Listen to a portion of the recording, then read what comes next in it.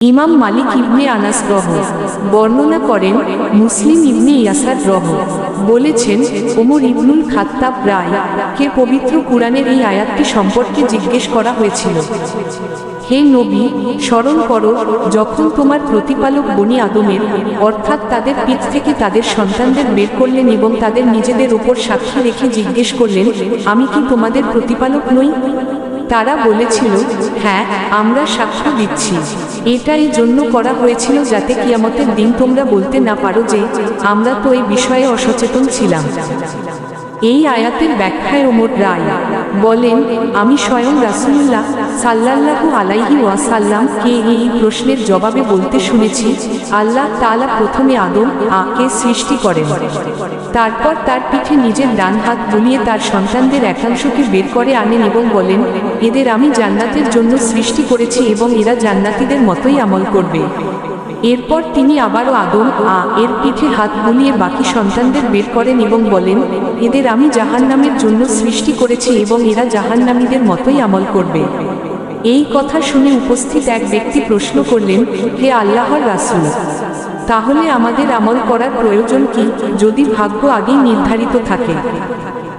রাসূলুল্লাহ সাল্লাল্লাহু আলাইহি ওয়াসাল্লাম জবাবে বললেন, আল্লাহ তাআলা যাকে জান্নাতের জন্য সৃষ্টি করেন তাকে দিয়ে তিনি জান্নাতীদের উপযোগী আমল করিয়ে নেন। ফলে সে আমৃত্যু জান্নাতি আমল করতে করতেই মৃত্যুবরণ করে এবং জান্নাতে প্রবেশ করে। পক্ষান্তরে যাকে তিনি জাহান্নামের জন্য সৃষ্টি করেছেন তার দ্বারা জাহান্নামীদের আমলি প্রকাশ পায়। ফলে সে আমৃত্যু জাহান্নামীদের মতো কাজ করতে করতে শেষ পর্যন্ত জাহান্নামে পৌঁছায়। ইমাম তিরমিজি এই হাদিসটিকে হাসান সহিহ বলেছেন।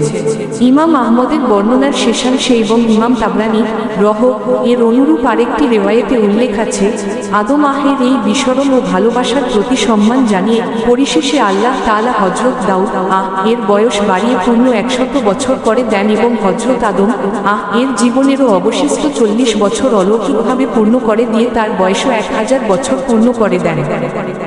তা সত্ত্বেও এই প্রসঙ্গে ইমাম আহমদ কর্তৃক বর্ণিত এবং ইমাম মুসলিমের শর্তানুযায়ী একটি অত্যন্ত শক্তিশালী ও উত্তম সনদের হাদিস রয়েছে। হযরত আব্দুল্লাহ ইবনে আব্বাস থেকে বর্ণিত, রাসূলুল্লাহ সাল্লাল্লাহু আলাইহি ওয়াসাল্লাম বলেছেন, আল্লাহ তাআলা জিলহজ মাসের 9 তারিখে আরাফাতের দিন নোমান নামক স্থানে আদম এর পিঠ থেকে চাক্ষুষ অঙ্গীকার নিয়েছিলেন। তিনি আদমের মেরুদণ্ড থেকে কিয়ামত পর্যন্ত আগমনকারী তার সমস্ত সন্তানকে বের করে তার সামনে ছড়িয়ে দেন। তারপর তাদের সাথে সামনাসামনি কথা বলেন এবং জিজ্ঞাসা করেন, আমি কি তোমাদের প্রতিপালক নই?